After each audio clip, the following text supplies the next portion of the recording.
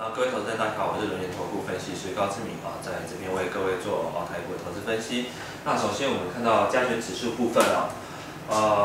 加权指数在本周出现比较大的一个连续性拉回，那主要是受到美股近期重挫的影响而遭到拖累。那当然，今天台股又再创整个波段新低，但主要是因为半导体的一个出现一个重挫，那当然会造成半导体出现全面性的拉回有两个主要原因。第一个就是美国费城半导体近期已经领先跌破季线，甚至回撤半年线的一个位置，拖累整个国内的一个半导体的走势。因为就费城半导体来讲的话，是在美国4大类股指数当中跌幅最深的一个类股指数当然这也跟国内的一个半导体有息息相关。那当然，另外一个原因就是台积电的部分台积电现在传出下修全年这个晶圆代工的一个成长市场的一个成长率甚至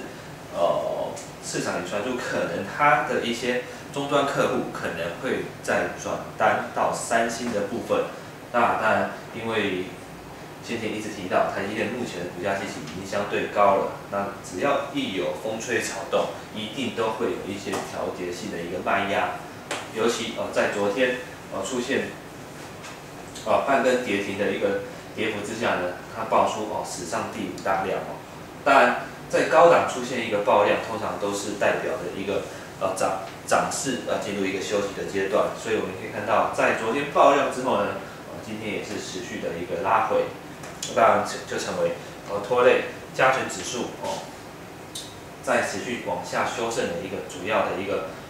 原因。当然，台积电的拉回之后，当然也会带动它整个上下游的工业方案封测，甚至它的一些设备供应商也会跟着台积电同步的一个拉回，那当然的影响层面就会相对的大。那接下来就要看这台积电何时能够止跌，将会是台股能不能止稳的一个重要观察指标。那另外一个观察的部分呢，则是在外资的部分因为外资在近期这个台积电的一个修正过程当中呢，它是持续调节台积电，造成它对于台股是呈现一个大幅卖超。近2天都是卖超台积电6万多张，当然，所以就我们看它的一个买卖超部位会呈现一个卖超，今天已经卖超近200亿元甚至今天在期货它也是在指数拉回的过程当中呢，同步加码空单，那甚至尾位平仓是正式转为空单流仓，这是算近期以来首次转为空单的一个时间点尤其是在指数拉回的过程当中，那显然，它短线认为台股可能还会有一个下杀的一个空间，但主要就是因为台积电尚未出现止跌的一个情况，当然连带可能也会拖累指数再持续回撤。但接下来就看外资何时由卖转买，甚至说只要卖超开始缩减，应该指数应该就有机会止稳。那在今天算是卖超，算是近期的一个大量。那短线它卖了那么多，应该在下礼拜会有缩手的可能，因为指数在短线也是急跌了近200点，尤其台积电也拉回到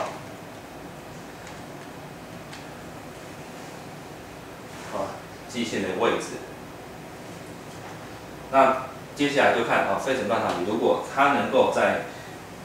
半年线测试半年线之后回到季线位置，那它相信台积电就不需要再做一个测试半年线的一个动作，那当然对于指数的止稳也会有帮助。那另外一个影响盘面的一个信息的部分，则是今天市场传出检调去搜索4个股市名嘴，那当然涉嫌先前有炒作部分个股，那造成今天在10点左右开始部分主力股已经纷纷急杀跌停，那它影响了整个市场对于中小型个股的一个信心。那当然指标像是这个3060的名义，就是被点名可能有涉嫌炒作之嫌的个股，那今天盘中出现跌停。那甚至3520的正微也是在10点左右出现跌停，那当然就造成柜买指数呈现持续的一个拉回，因为这些在柜买市场挂牌的中小型股比较容易成为主力炒作的一个对象。那当然如果指标股出现跌停，那市场就会跟着做一些调节的动作，当然就会连带整个指数跟着走跌。当然其中今天主力股跌停当中呢，就以3520是最早跌停的而且如果我们从价量来看的话，其实在今天跌停之前呢，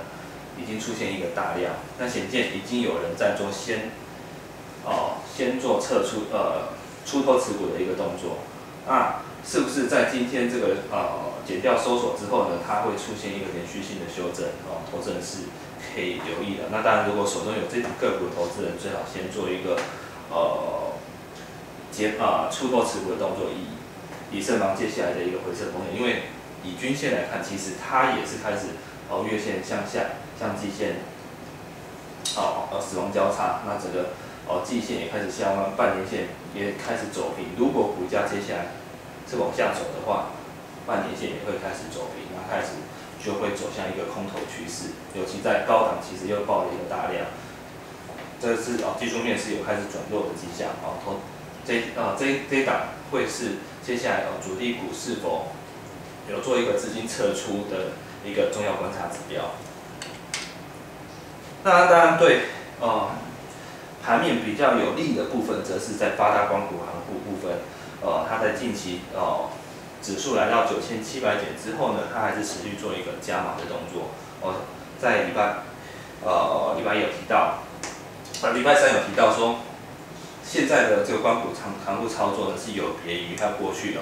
先前它只在指数回档的时候会做一个大幅买超，指数回档它就做第一阶，指数回档它第一阶。那随着指数出现反弹，它就会开始做一个卖超调节的动作。但是近期指数是来到9500到9700的一个波段相对高点，但是它还是做一个连续性的一个买超，到今天甚至是连6买那当然只能解释说，政府认为这个指数位置还不是现在的一个高点，它才会在9700点做一个买进动作。当然也有可能接下来会有一些政策性的利多推出，所以他们会在这边做一个承接。那不管如何，政府的态度可以判断出接下来一个指数的一个表现。所以只要光谷行库敢在这个位置持续做一个买超，相信接下来台股都还有高点可以期待。当然，就它今天在这个指数回撤9500点的一个过程当中呢，它是主要还是承接一些近期跌幅比较大的个股，像台积电就是它买超第一名，联发科也是近期持续性的拉回。那鸿海的部分则是它前几天做调节，但是因为今天鸿海跌幅相对较重，它有做一个低阶动作，其他都是近期甚至这几天有出现拉回的主要重要权值股它做一些低阶的动作。那当然这些有被光谷券商做一些承接的个股呢，接下来应该都会有反弹的机会。那当然，如果接下来行情还是有机会再走多的话，那现在的拉回反而是给投资人重新布局的一个非常好的时间点。那如果偏好全指股的投资人，可以建议是可以留意2317的鸿海毕竟它是在整个全指股当中基期算相对较低的，而且就外资来讲的话，虽然它近期是开始由买转卖台股，但是就鸿海这一档来讲的话，它则是由卖转买，甚至在今天之前它是呈现连6买的一个情况那显见它对于鸿海未来的表现是相对看好的再加上现在已经有外资出去买鸿海的买进报告，那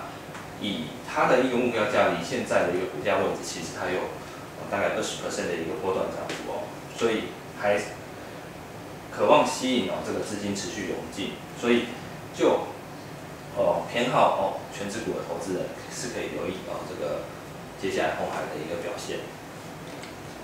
那当然，如果鸿海能够从底部开始出现反弹，那连带它整个集团股当中目前股价其实相对较低的个股也有机会跟着受惠。像这个5243的以盛，它今年就会开始出货这个电动车的相关零组件给特斯拉。那当然，随着这个油价开始反弹，那当然市场对于节能相关的一些族群也会开始重视，像这几天太阳能已经开始转强了，相信电动车应该很快就会出现一个止跌反弹的一个表现。那当然，相关供应链也有机会出现一个补涨的机会。那当然，以盛还有鸿海的一个集团股效应的一个题材，相信它接下来股价应该会有一个出量表态的一个供给讯号。那等到这个供给讯号出现的时候呢，投资人就可以做一个进场承接。那这样的话操作上会是相对安全的。那除了说集团股之外呢，如果鸿海出现转强，市场的焦点也会转移到它整个上下游供应链，像是这个供应鸿海自动化生产设备的阳城也有机会受到市场的瞩目。再加上它上周才刚私募入股了一家这个检测设备厂3151的智泰。那智泰本来也就是这个苹果的这个供应链那阳城它也是出这个苹果相关自动化生产设备给鸿海。那当然在两个都是苹果供应链的一个加成效果之下呢，是有助于阳城它未来的一个接单竞争力。那当然，在接下来它的一些先前出货的一个设备开始入账之后呢，它的营收也会开始慢慢的回温。那当然对于它的股价就会有一个向上推升的力量。那近期它已经有开始出量表态只要股价没有跌破这个均线纠结区，我认为都是可以做一个低阶进场的一个动作。另外就是这个高殖利率题材是近期这个盘面的一个焦点。那就指标股来讲的话，这是2331的精英它今年配发现金股利5元。那以目前的股价来看的话，它的殖率还有接近15% 上下所以在它公布之后，我们可以看到它是连续跳空3根涨停。即便昨天打开之后，今天还没有做一个大幅的拉回，因为你要注意今天大盘是出现一个回撤的情况，它股价还是可以持稳显见它的这一波涨势应该还没有结束。那当然，如果它接下来它的一个累积涨幅能够持续扩大的话，相信接下来的一个高殖利率股就会有一个比价效应。那当然。建议投资人是可以留意营建类股，因为不少营建股它在去年有一些建案的认列，那 EPS 是算是这2年表现相对较好的。那以营建股的一个股利配发，过去的一个股利政策来看的话，相信他们的现金股利应该都不会太差。那其中像1808的润隆，它去年是赚3.73，那以它过去的股利政策大概是配发7到8成的一个现金来看的话，大概今年有机会达到3元左右的一个水准。那甚至公司还打算用资本公积来做一个加发的动作，那不排除现金股利可能会到4到5元。那当然，它的这个殖利率就会超过15%，那当然就有机会跟刚刚提到的基因做一个比价。那即便接下来它没有做一个加发，以它原本的 EPS 来算的话，3块钱的一个现金股利，其实殖利率也是有10%，也是相对高的当然在股利政策公布之后呢，应该对股价就会有一个激励的效果。那建议对这个族群有兴趣的投资人，可以在股利政策还没有公布前做一个布局的动作，等待政策公布之后股价开始反应的阶段，再做一个逢高获利了结。另外持续追踪的这个3051利特，今天是出现跌停当然它跌停有2个原因，第一个就是它昨天有开董事会，但是它的一个去年财报还没有做一个上传的动作，那当然会让市场担心是不是数字不够好，所以它才不敢做一个上传的动作。那另外一个原因就是，刚好提到这个是股市名嘴遭到检调搜查，那今天有这个主力股都出现跌停，那当然以这种股价可以连续跳空的个股呢，都很容易被市场解读成是主力股，但是以利特来讲的话，是跟刚刚提到的检调搜索相关的那些炒作股是并没有任何相关，我认为只是遭受池鱼之殃，所以今天是有可能是遭到错杀。只要他下礼拜公布财报，交出一个合乎预期的一个数字，相信它股价应该就会回到它该有的合理价值。那所以手上有这个持股的投资人，并不用担心说今天跌停之后会不会再持续性的拉回。我认为是遭到错杀，所以下礼拜应该股价就可以有机会止跌反攻。那以上是这边所做的一个分析，预祝投资人操作顺利，谢谢。